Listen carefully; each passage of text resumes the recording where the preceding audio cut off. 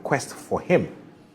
Now, in his ruling, Judge David A. Gardy declined to make an immediate determination on the extradition claim, noting that no documentary evidence had been presented to support the assertion. The court cannot act on assertions without proof. The judge indicated directing the federal government to file any evidence of an extradition request on or before February 19, 2026. The case has been adjourned to Thursday, April 27 at 1 p.m. when the tribunal is expected to hear both the bail application and any documents the government may submit. Until then, Mr. Ofori Atta will remain in ICE detention for the next 97 days. How uncomfortable. I mean, I would be surprised if Mr. Ken Ofori Atta would want to stay there instead of coming back home. Anyway, Mr. Bediatuo, what do you think?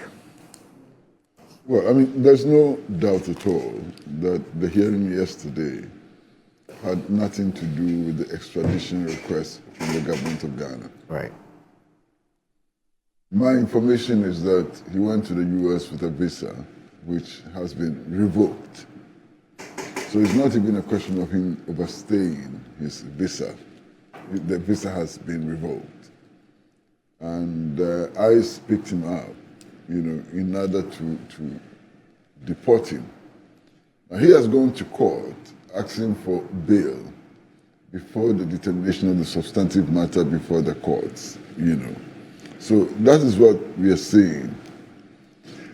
Moro, to be honest with you, I'm getting increasingly worried. Why? About all the drama. Because all the drama is totally unnecessary. You understand? Right. First of all, if I were Mr. Ofori Atta, I would have returned to Ghana. Okay. Because the circumstances in Ghana today will show that he would arrive at the airport. He probably will be put under arrest. And being put under arrest is not humiliation. You understand? He will be put under arrest. He will be given all the necessary conditions, for bail. And then he would get his bail and he would go home and rest. Like all his other colleagues who are facing similar processes, go home. Now, for me, what is important is that this case can drag for 10 years or more, given the fact that Mr. Ofori Atta appears to have substantial resources at his disposal. Yeah. So he can hire the best lawyers. These lawyers can play the game, the legal game in court and so on. And this case can drag for 8 years, for 10 years and so on. During which period he will still be enjoying some measure of respect and freedom and so on. Right. So I cannot understand, why there's this standoff, him refusing to come and all the drama and so on. That's one part of it. Now, the other part of it is simply the fact that our laws allow trial in absentia. Right. So what is all this drama and so on? If Mr. Ofori Atta would not come, go ahead and try him in absentia. You understand? So what is the drama about? I don't understand what is happening. So basically, why do we need Ofori Atta to be here physically? What is it? I don't know. You don't know? I don't know. There's so much drama. And I think it's a lot of it is political theater, both on the side of Mr. Ofori Atta himself and those who support him, and also those on the other side. There seems to be too much political theater, and I'm not comfortable with political theater, in matters such as this. Clearly, there may be questions that he has to answer. Indeed, there are questions that he has to answer. Why not? If he won't be here to answer, take it before a judge and let the judge make a determination as to whether indeed, there have been violations of the laws of this country, and if there have been violations of the laws of this country, apply the penalty. Okay. You understand? So I just don't understand why there's so much drama around this case. Ken Ofori Atta's lawyers had an interaction. They had, a conversation with our own Attorney General, Minister of Justice, as he tells us in a separate interview on another media platform, where he says that his attorneys clearly said that their client, which is Ken Ofori Atta, fears really that he would not be treated properly, he would not be handled properly when he comes to Ghana. It actually wanted some assurance from Dominic Ayene and his team that if Ken comes to Ghana, he will be treated, fairly. I mean, from what you know, Mr. Kwesi Pratt, I mean, are we that mean as a people? I mean, when it comes to how we handle people who are alleged to have committed crimes, to the extent that Ken genuinely says he's scared, he's afraid. He may die. This calls for definitions. What is proper treatment? Right. What does Ken consider as proper treatment and fair treatment? It may be something beyond what the laws permit. That's extrajudicial. In that case, he will be calling for preferential treatment which the law must frown upon. You understand? Now, if it's the normal treatment prescribed by law, what is his fear? So many people have been through this process. You understand? I recall that when Nana Akufo Addo assumed office, one of the people who went through this process was Bawumia. Yes. Bawumia went through the process. Okay? Is he saying that he wants to be treated differently from Bawumia? Is he saying that? And what would be the basis? Is he saying that he wants to be treated differently from Victor Salome? What would be the basis? Is he saying that he wants to be treated different from Kwame Pipra or Sedinam? So we need definitions. When he says that he wants assurances about what? And when he talks about treatment, what kind of treatment is he talking about? You see, given who he is, and what has happened within the last 1 year or so, it's obvious that if he should arrive in Accra, he would be under arrest, as everybody else would be. Okay? A determination would then have to be made as to whether to grant him bail or not to grant him bail. And one of the issues likely to be considered is whether it's a flight risk or not a flight risk. And his current conduct and general disposition will become factors to be considered in that. Now, all of that will be lawful and legal. Finish. Let me say that Alfred Thompson is also here. Alfred Thompson is a banker and also a member of the NPP's communications team. Alfred, first of all, good morning. It's good to see you, and I hope you're doing well. Yeah, sorry, it's traffic in town that. Yeah, it's terrible. Maybe. I actually woke up around 2. I couldn't sleep till. Okay, so what time? 4. So about 4. So what time did you leave the house? What time I left the house about 6:30. Well, 6:30. Wow. Where do you live? East Legon. Oh yeah. Then the traffic must be crazy. Yeah. Coming out of that place is not easy. Yeah. So we're discussing Ken Ofori Atta, and before you joined us, we're talking to a lawyer, an attorney. He's in practice in America. I was listening to it. Oh, you're listening to it. It was very insightful. Yeah. Very insightful. He said quite a lot.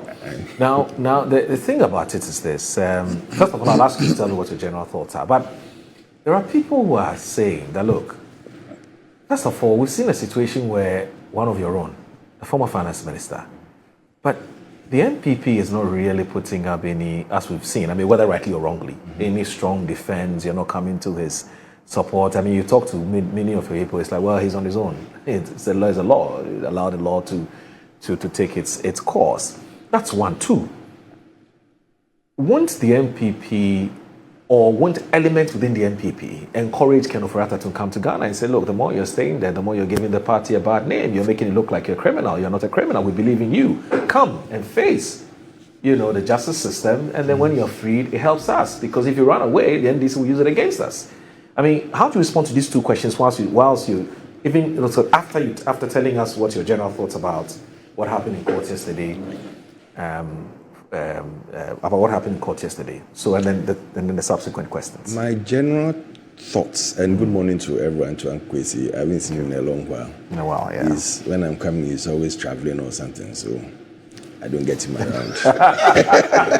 Always traveling. Yeah, you're always traveling on a Wednesday. It can be international or local travel. Right. The whole of last year, to be fair, we missed him only twice. The whole of last year. Or last year. The whole of when was the last time I was here? Was it this year or last year? I been think here twice that I've been with him. No, there must have been the two occasions. On Wednesday, always. Right? No. For you, it's always. No. Anyway, I think about Uncle Kwesi until there's a compelling reason to avoid Wednesday. I know. He's always on there. I know. I hear him. Yes. All right. Two things that came. In fact, the most important thing that came to mind. Okay. Is it seems in Ghana. I'll narrate to Ghana and to us as a people. We are always in a rush to see someone come down, to see someone being pinned down, to see someone being named and shamed. Because when you listen to the lawyer and even the acts that you read from that even this you can't record. Right. I was in a studio when they showed it to us that, Ken is entering this thing. He's coming to the cameras from the detention center. And at that time, he was removing his jacket and everything. So I asked myself,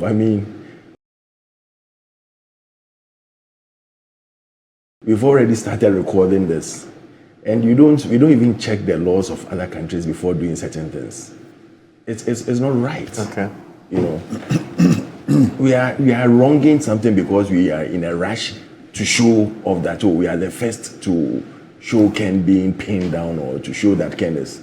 And even the mere thoughts that, it's about the extradition trial and all these things. It tells you straight away that it's like there's some eagerness to get him pinned down. And as the lawyer said, when you do all these things, you give him the yardstick or the bait to fight a case of even political prosecution. Even political prosecution. So you come back. What do you want NPP to say? His brother has said it all. When he was coming one day from Nigeria, he stated that all those who have worked under him should come home to answer any questions that are wanted. What again do you want us to say? Right. If his brother has said it and he doesn't come, is it the NPP you listen to? The person was working directly under has said it, that anybody who is called should come and answer. You don't run away. Don't go to another country. Where is the solidarity? He was one of you as a finance minister. I'm sure he's been good to you. He's been good to many of you. He was one of us, and we keep on saying that. Listen, if the person is not even available, send the documents to court and start it. Start the trial. If it gets to a point that he sees that, listen, if I'm not there, I can be prosecuted, he might rush down. Start the trial. What is stopping you from doing that? Instead of always going to stand on telly and announcing that this person is guilty of this charge, is guilty of this charge, is guilty of that charge, and we are going to send the person to court. Why do we always want to prosecute people on air? Right. It's as if this particular dispensation, it's the nicest thing to do, to prosecute people on air before even sending them to court. Guilty before charged. I don't know what we want. Okay. And I don't know where we want to get to. Because what you don't want to happen to you, don't do to your brother. Right. And the person in charge is a lawyer who knows or should know better and know that, listen, that is not how we deal with cases. Right. Send the person to go. Send it now. When we started with her and she asked for permission through the courts to travel out and she didn't come, did it stop the case? Okay. In that same way, if Ken is not going to come, he's not the only person. Okay. They named about 8 or so people. Let all of them come. Let all of them come and point fingers at his Ken. Okay. And let them come and say that he is the brainchild or the mastermind. If he is saying that he's afraid for his life, we are in an era where when they send you to detention or behind bars. And they are asking you to come and they are telling you to bring your bail, this thing. Some of the bail conditions they are asking now, you ask yourself, Why are we in this thing, international criminal court or what? Some of the bill conditions, I don't even know whether the national service or CICB is still in or out. Right. I really don't know. But his bail condition was so steep that they had to go and plead that it should come down. Even the one that came down, he still could not meet it. And all they ask, if you are not careful, you go and take someone who is a bail bond expert or what do you call it? They have contractors. their own contractors. Yes. And then they will come and give you the bill. And if you are not careful, you might not even be able to pay, because at the end of everything, if it comes out that you haven't even taken anything, you haven't stolen anything that has been charged for on you already or something, then where are you going to get the money from to pay? Okay. Because one would even be shocked that, listen, like you asked the lawyer, I mean, if with what we are saying and what we are seeing, they say Ken has taken so much. Yeah. $1 million to get the Trams gold card shouldn't be a problem for him. He could just do it at a snap of a finger. Okay. But he hasn't done it. All right. So let's give him that A. Okay. And let's start this whole process and stop prosecuting people on air. I don't think it's right. All right. I want us to Boss, move on. Okay. I beg you. All right. I don't think that my brother should be allowed to get away with some of the statements that he has made. Okay. How does a media house recording the proceedings, in the immigration court amount to political prosecution? How? Or how does that encourage anybody to come to the conclusion that there's political prosecution? There's no basis for this. That's a media house decision. You understand? Whether it's right or wrong is the decision of the media house. And don't forget that in the United States, some murder trials are actually conducted on television. True. That is immigration crime compared to murder and so on. O.J. Simpson. O.J. Simpson, for example. It was live, but understand. it was under, I think they asked for it, or they told them that that's what they're going to do. Yeah, so it is not. It's not a strange thing. Extraordinary. That's why you yourself read it. No problem. Did you read it? Well, yeah, but okay. So I guess it's not something I am bringing out. I think it's something that maybe when it comes to immigration, the rules are different. Thank you. Maybe. Yeah. The lawyer has stated it. It's not my statement. Yes, that's but different. my point is that how does then lead you to the conclusion that the trial could be political? Right. That's a huge problem there. And then this conviction or trial by the media and so on, please stop making those arguments. Why? Dr. Opuni, go to the Dr. Opuni case. Didn't the Attorney General address the press on the Dr. Opuni case before it went to court? Yeah. Use your own standards to judge what is happening today. And I can cite many cases in which the Attorney General under your administration spoke to the media before they went to court. Mind you, in criminal prosecutions, the Attorney General is deemed to be acting on behalf of the people of Ghana. Yeah. You understand? That is why it is usually styled as the state versus so and so. You understand? So the people of Ghana are entitled to know what the Attorney General is doing on their behalf. You understand? Okay. There are limits beyond which the Attorney General cannot go, and no citizen can go. Yeah. There is the presumption of innocence of accused persons, and that's a very important principle in law. The presumption of innocence is a very important principle in law which we must all uphold. Amor, you will be my witness. Since all these developments started, I have repeatedly stated that all those who are being investigated, even those who are on trial, are not guilty until the courts have made decisions on that. I can attest to that. So the presumption of innocence is a principle that we need to uphold. Yeah. But it does not prevent the Attorney General from briefing the nation about the work that he's doing. Okay. All right. Moro. Yes.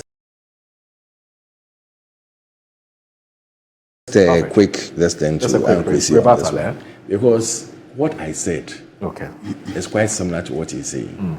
What I added was that when you come and announce these things, and you act as if the person is guilty before you even start the trial. But Kwesi Pass wants to find how does that manifest? What is this acting before the person is guilty? If you come and state that someone has stolen money to this tune, okay, you are proving that the person is guilty. But that's what the Attorney General believes. Otherwise, you won't go to court. You don't state it that way. You see, that is why. That is why. You want the Attorney General to hold a press conference and say that, well, so and so, I'm going to put so and so on trial. When they held a press conference, and told us that Ora can reap about how much billions of dollars? $21 billion. $21 billion. After all the shenanigans that went on, and they made us believe that even the $3 billion that we went to IMF to get is far below what they can retrieve. It's far below what they can retrieve from people. Then they come and now tell us that the oral information was all low. Yes, I get that. But please, but this were with all due respect, laymen talking. I mean, Ablakwa is not a lawyer. And in that same way, I don't see. He's not a lawyer. I don't see. Listen. Oh, he's a lawyer. He's a lawyer. Okay. I don't see the Attorney General as a layman. The point I'm trying to make is this: you are giving after all this announcement, you tell us that Ofori Atta should come, but you are not going to treat him shabbily. Yeah. It's like telling me that giving what do you call it, toffee, this lollipop to a child and saying that tell me the truth, don't worry, I won't do anything to you. So you take this lollipop and tell me the truth. You think the person will feel safe? That you put it in your own context and say that I won't treat you shabbily. Akufo Addo is one of the best criminal lawyers we have in town. He was actually a law lecturer. He was a law lecturer, yeah. And with his background in the police, I'm sure he's able to, once you've worked there, you're able to catch some but he's actually a trained lawyer, Yeah. So some of these things. I want us to look at this minority press conference. I think my brother is making statements, I don't know where they're coming from. That's my opinion. As we speak, you have your opinion as well. And I'm telling you that from when we start, when we are discussing things outside here, people also have their destiny. The comments you hear from him. Facts. And the fact is that he comes out to announce and tells you that, I won't treat you shabbily. You've stolen so much. Yes. You've done this, you've done that, you've done that. You've accused me already. So why should I come and give myself to you? It is the duty of the Attorney General to accuse people. Yes. Send me to court and go to court and say that we can't find A, B, C, D. I believe that this person is the person who can answer it. And let him go and answer. I asked you a question. I said that if the Attorney General does not believe there's been a commission of crime, why will he go to court? And besides, it is the duty of the Attorney General to make accusations. Yes. It is up to the court to see whether listen to. He was saying that in Opponent's case, our Attorney General did some line, blah, blah, blah. Go and listen to the line or the phrases that they use, the language that they use over there, and compare it to what is happening now. And tell me if it's not prosecution. Okay. Tomorrow, please. Let him tell us the language that the Attorney General used. Which is different from today. And how it is different from today. Okay. You tell us. All right. We are all ears. We are waiting to hear you. Now, the man who just spoke to us, Dr. Alexander Eduse, he sent us a message. Yes, Junior. He sent us a message on this conversation. He says, more, the AG is by law in his right to address the public on cases he's working on and where he has reached. Thank you. It is uncomfortable when he goes ahead to pronounce them thieves, criminals, etc. In America, they do it, but they claim that the individual has been indicted or charged, but not pronounced with a substantive unproven crime. This is what is creating all these apprehension. Ongukise is right. There is too much drama. Sorry.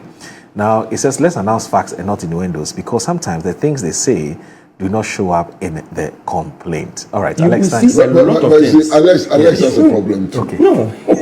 Now everybody has a problem. On what occasion, Moro, and you've been following this, did you hear the Attorney General call somebody a thief? No, I haven't. That's not true. But when he says they've stolen, it's a thief. It's a thief. If the person has stolen money. What is the business of the Attorney General? Yes. The business of the Attorney General is to make these accusations. You can make accusations, but you cannot call the person that he's a thief. If you categorically say that the person is a thief, you can say that. So, is there a difference between saying you've stolen something and you being a thief? Listen, here's the difference. Okay. If the Attorney General calls a press conference Yes. and comes and says, look, so much money has been embezzled. Yes. And Yes. we are trying so and so for the Yes. embezzlement of the amount of money and so on. It is within his rights. And indeed, it is his duty so to do. Okay? So, as Alfred says, if he says that somebody has embezzled money, it then amounts to you calling him a thief. That's also not true. No, that's not what I said. No, when you say I the person said is a categorically. thief, that's like a trade. Yeah. That's a business. But you're stealing one off, you've done something wrong.